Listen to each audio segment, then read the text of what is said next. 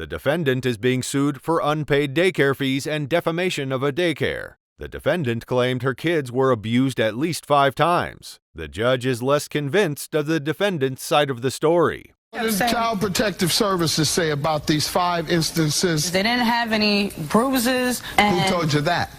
Somebody from the Child Services. The judge questions the defendant thoroughly till she gives all the answers he wants. There's something fishy about her testimony, and Judge Mathis can smell it. When?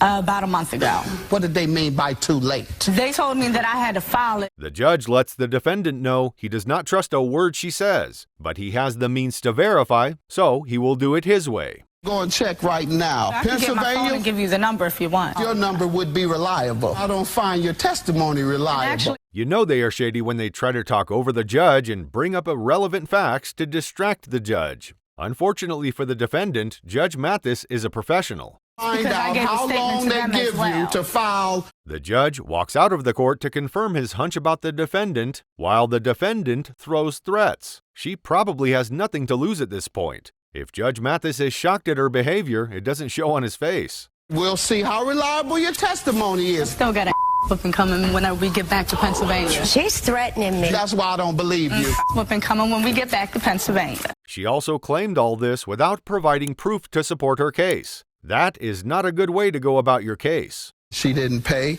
is because your husband abused her children, threw them on the couch. She even saw him pin one. The judge professionally and casually debunks all the defendant's ridiculous lies with all the due diligence of a trained lawyer and judge.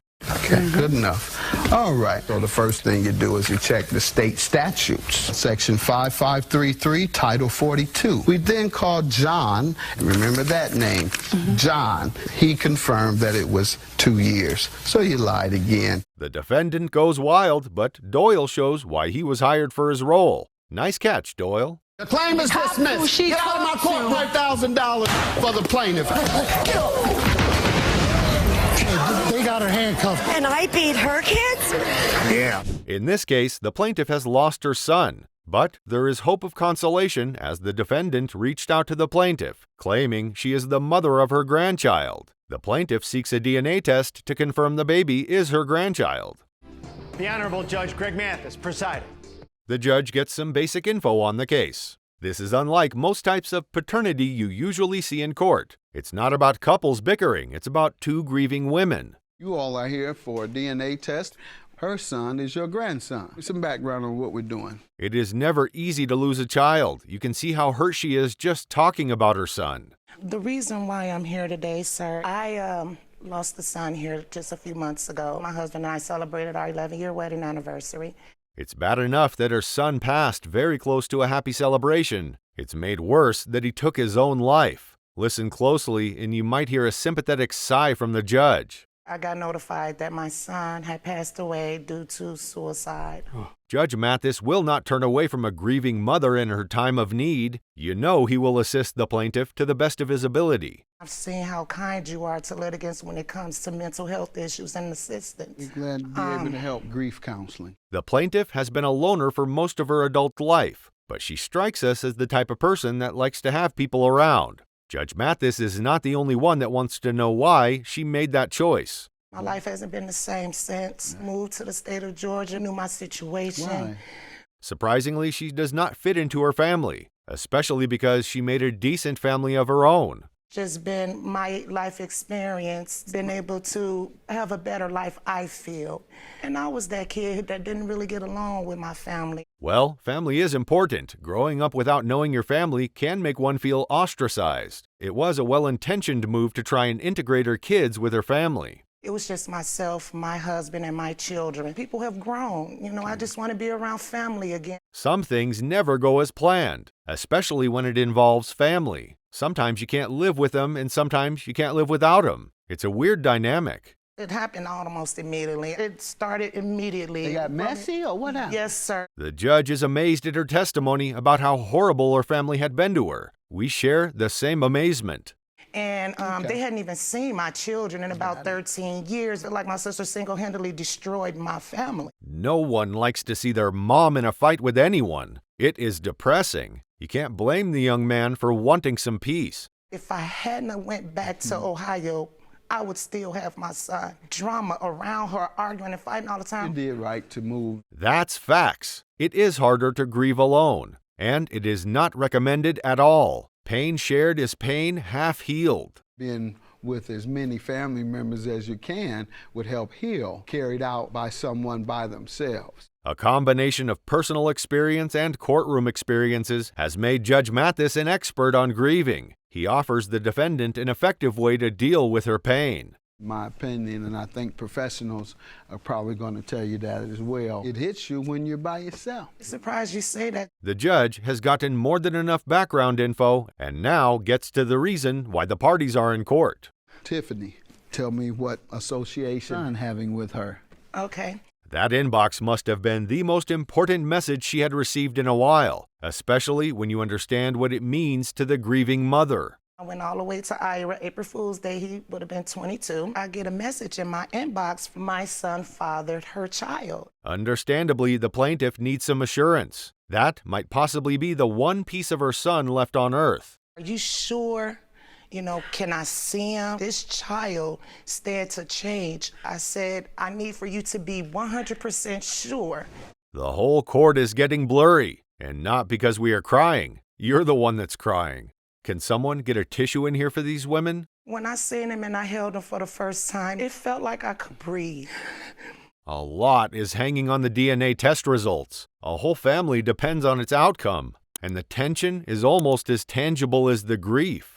I just to be my grandsons. I hope you are 100% sure. Now the question is, did the defendant understand the gravity of the situation enough? And is she telling the truth? My mom didn't want me to get too attached because they eventually moved to Aya to see this isn't my grandson, and I tried to explain that to her. Well, at least she comes clean about dealing with a different man in the same conception period. This could get really messy.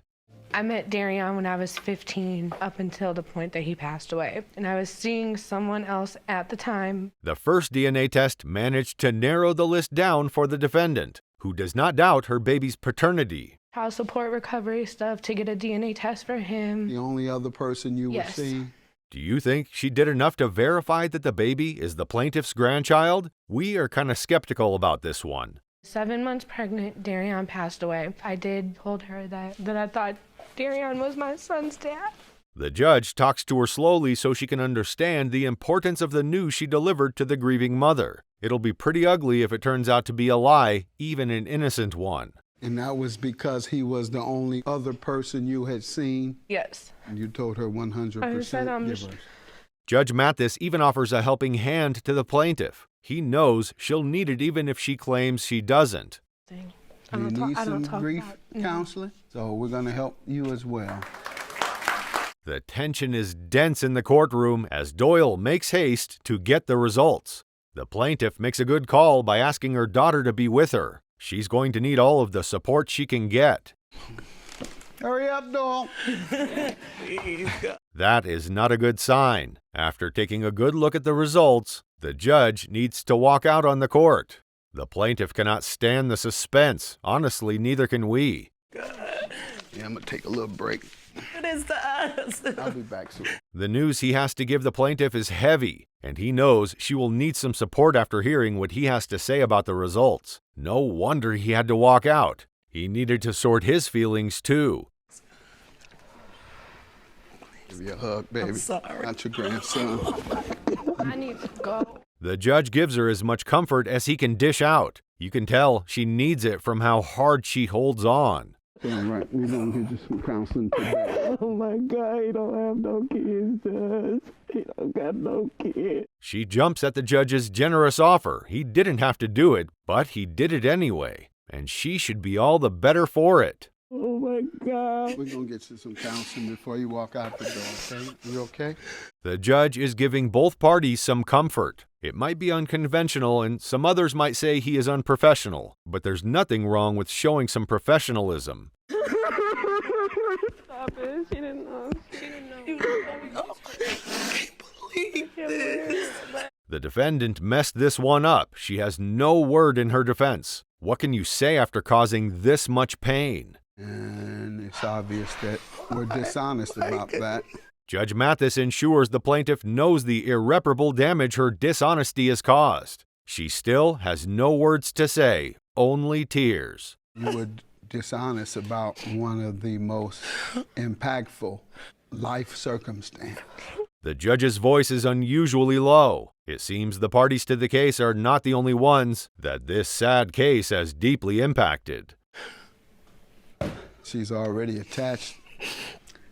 This is one of those rare moments that renders a very lucid man silent. That says a lot about Judge Mathis. I don't know what to believe. I don't know what to say, ma'am. The judge lets them know his counseling offer still stands, but he knows that will not be enough. He takes one more extra step and does something unconventional but necessary. Offer you grief counseling nonetheless. I gotta say a prayer with you guys. That's the best way.